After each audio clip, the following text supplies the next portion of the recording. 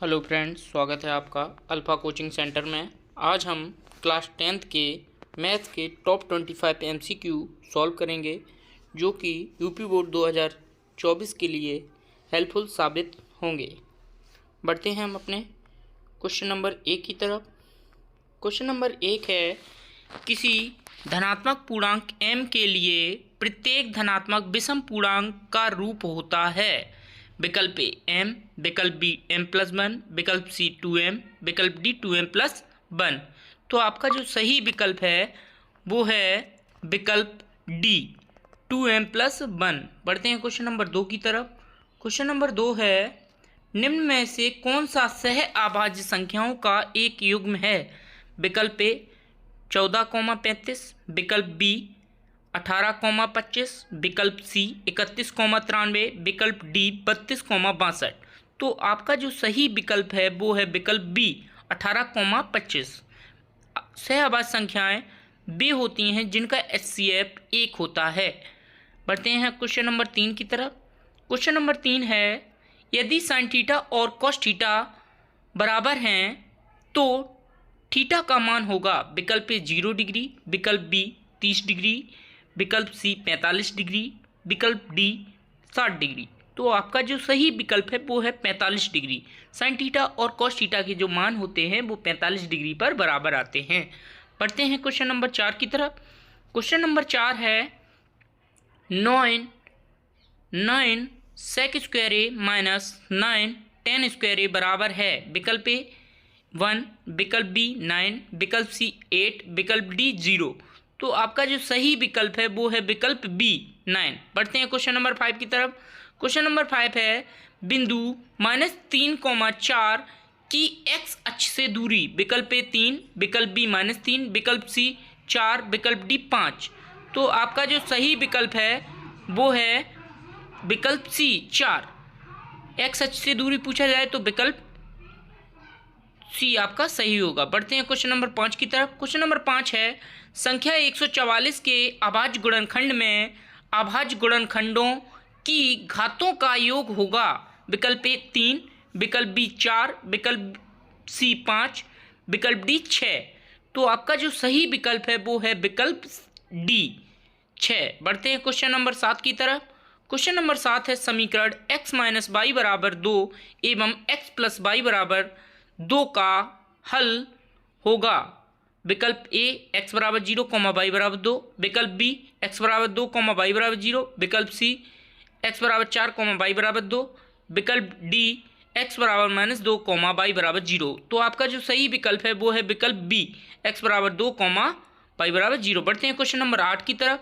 Question number 8 है, परीक्षा में 7 छात्रों के प्राप्तांक 3, 2, 3, 4, 2, 5 है तो छात्रों का बहुलक क्या होगा। विकल्प ए 2, विकल्प बी 3, विकल्प सी 4, विकल्प डी 5। तो आपका जो सही विकल्प है वो है विकल्प ए 2। बहुलक क्या होता है, जो सबसे ज़्यादा नंबर रिपीट होता है उसी को हम लोग बहुलक कहते हैं। इसमें 2 3 बार रिपीट हुआ है तो इसलिए बहुलक आपका 3 हो गया। जिसकी बारंबारता 3 है तो इसलिए बहुलक बराबर 2। पढ़ते हैं क्वेश्चन नंबर 9 की तरफ। क्वेश्चन नंबर 9 है, यदि tan a बराबर √2 है तो cot a का मान होगा। विकल्प ए 1, विकल्प बी 0, विकल्प सी अनंत, विकल्प डी 1/√2। तो आपका जो सही विकल्प है वो है 1/√2। cot tan का उल्टा होता है।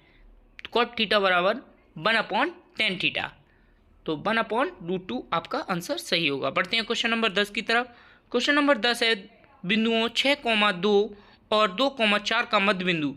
विकल्प ए 3,4, विकल्प बी 4,2, विकल्प सी -4,3, विकल्प डी -2,3। तो आपका जो सही विकल्प होगा वो होगा विकल्प बी 4,2। बढ़ते हैं क्वेश्चन नंबर 11 की तरफ। एक बिंदु P तृतीय चतुर्थांश में स्थित है, बिंदु P के निर्देशांक होंगे।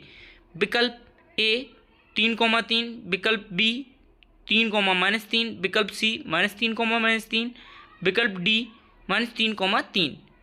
तो आपका जो सही विकल्प है वो है विकल्प सी -3,3। तृतीय चतुर्थांश में भुज और कोटि दोनों निगेटिव होते हैं। पढ़ते हैं क्वेश्चन नंबर 12 की तरफ। क्वेश्चन नंबर 12 है यदि tan a बराबर √3 तथा tan b बराबर 1/√3 तो tan a प्लस b का मान क्या होगा? विकल्प ए -1, विकल्प बी 0, विकल्प सी 1, विकल्प डी अनंत। तो आपका जो सही विकल्प होगा वो होगा अनंत। पढ़ते हैं क्वेश्चन नंबर 13 की तरफ। क्वेश्चन नंबर 13 है 2 की पावर 3 गुणा 3 गुणा 5 तथा 2 की पावर 3 गुणा 3 का लासा क्या होगा? तो इसका लासा जो होगा विकल्प ए 130, विकल्प बी 135, विकल्प सी 120, विकल्प डी 150। तो आपका जो सही विकल्प है वो है 120। बढ़ते हैं क्वेश्चन नंबर 14 की तरफ। क्वेश्चन नंबर 14 है यदि x बराबर 12 और y बराबर 5 तो बहुपद 9x² plus 49 y square minus 42 xy का मान होगा। विकल्प ए 1, विकल्प बी 25, विकल्प सी 36, विकल्प डी 49। तो आपका जो सही विकल्प है वो है विकल्प ए 1। पढ़ते हैं क्वेश्चन नंबर 15 की तरफ। क्वेश्चन नंबर 15 है यदि 65 और 117 का HCF को 65m - 117 के रूप में व्यक्त किया जाए तो m का मान क्या होगा? ये मनोहर रे की बुक में 3 बार सवाल रिपीट हुआ है तो जिसमें सेम ही आंसर आता है। विकल्प ए 4, विकल्प बी 2, विकल्प सी 1, विकल्प डी 3। तो आपका जो सही विकल्प है वो है विकल्प बी 2। m का मान हमेशा इस सवाल का 2 ही आएगा। बढ़ते हैं क्वेश्चन नंबर 16 की तरफ। क्वेश्चन नंबर 16 है समीकरण 3x + 2y = 6 तथा y = 0 पर हल क्या होगा? विकल्प ए 2,0, विकल्प बी 0,2, विकल्प सी 3,0, विकल्प डी 0,3। तो आपका जो सही विकल्प है वो है विकल्प ए 2,0। पढ़ते हैं क्वेश्चन नंबर 17 की तरफ। क्वेश्चन नंबर 17 है एक बाह्य बिंदु से वृत्त पर कितनी स्पर्श रेखाएं खींची जा सकती हैं? विकल्प ए 3, विकल्प बी 2, विकल्प सी 1, विकल्प डी 0। तो आपका जो सही विकल्प है वो है विकल्प बी 2। पढ़ते हैं क्वेश्चन नंबर 18 की तरफ।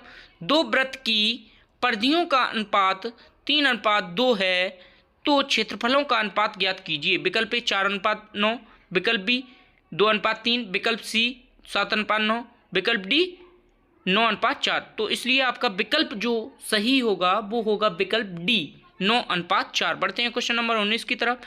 एक लंबवृत्तीय बेलन के आधार का क्षेत्रफल 9 पाई सेंटीमीटर स्क्वायर है तो उसके आधार का व्यास होगा। विकल्प ए 2 सेंटीमीटर, विकल्प बी 3 सेंटीमीटर, विकल्प सी 4 सेंटीमीटर, विकल्प डी 6 सेंटीमीटर। तो आपका जो सही विकल्प है वो है विकल्प डी 6 सेंटीमीटर। बढ़ते हैं क्वेश्चन नंबर 20 की तरफ। क्वेश्चन नंबर 20 है किसी प्रयोग की सभी प्रारंभिक घटनाओं की प्रायिकताओं का योग होता है। विकल्प ए 2, विकल्प बी 1, विकल्प सी 1/2, विकल्प डी 0। तो आपका जो सही विकल्प है वो है विकल्प बी 1। बढ़ते हैं क्वेश्चन नंबर 21 की तरफ। क्वेश्चन नंबर 21 है साइन ए बराबर 1/2 तो कॉट ए बराबर क्या होगा? विकल्प ए 1/√3, विकल्प बी 1/√3, विकल्प सी √3/2, विकल्प डी 1। तो आपका जो सही विकल्प है वो है विकल्प डी आपका 1। बढ़ते हैं क्वेश्चन नंबर 22 की तरफ। क्वेश्चन नंबर 22 है यदि समीकरण में x² - 4x + k = 0 का एक मूल 6 है तो k का मान होगा। विकल्प ए -6, विकल्प बी -12, विकल्प सी 6, विकल्प डी 12। तो आपका जो सही विकल्प होगा जब हम x = 6 रखेंगे तो आपका जो सही विकल्प आएगा वो आपका आएगा -12। बढ़ते हैं क्वेश्चन नंबर 23 की तरफ। क्वेश्चन नंबर 23 है बिंदुओं x, y तथा -x, y के बीच की दूरी होगी। विकल्प ए 0, विकल्प बी 2x² + y², विकल्प सी 4x² + y², विकल्प D √2x² + y², 2√x² + y²। इसलिए आपका जो विकल्प सही विकल्प है वो है आपका डी 2√x² + y²। पढ़ते हैं क्वेश्चन नंबर 24 की तरफ। पासे को एक बार फेंके जाने पर सम संख्या आने की प्रायिकता। विकल्प ए 1/2, विकल्प बी 1/3, विकल्प सी 1/6, विकल्प डी 5/6। पासे की कुल स्थितियाँ आपकी 6 होती हैं और सम अंक आपका 3 बार होता है। 2 आ सकता है, 4 आ सकता है, 6। यानी कि अनुकूल स्थितियाँ आपकी 3 हुई, कुल स्थितियाँ आपकी 6 हैं। दोनों को अपॉन करेंगे तो 1/2 आपका आंसर आ जाएगा। इसलिए आपका विकल्प ए आपका सही है। बढ़ते हैं क्वेश्चन नंबर 25 की तरफ, और ये आपका लास्ट प्रश्न है। क्वेश्चन नंबर 25, यदि किसी बंटन के माध्य 16 और बहुलक 13 हो तो बंटन की माध्यिका होगी विकल्प ए 15, विकल्प बी 16, विकल्प सी 18, विकल्प डी 20। तो आपका जो सही विकल्प है वो आपका है विकल्प ए। एक फॉर्मूला होता है बहुलक बराबर 3 गुणा माध्यांक माइनस 2 गुणा माध्य। इस फॉर्मूले में जब हम वैल्यू पुट करेंगे तो हमारी माध्यिका जो निकल के आएगी वो आपकी 15 होगी, इसलिए विकल्प ए सही होगा। Thank you. कैसी लगी आपको वीडियो कमेंट में बताएं।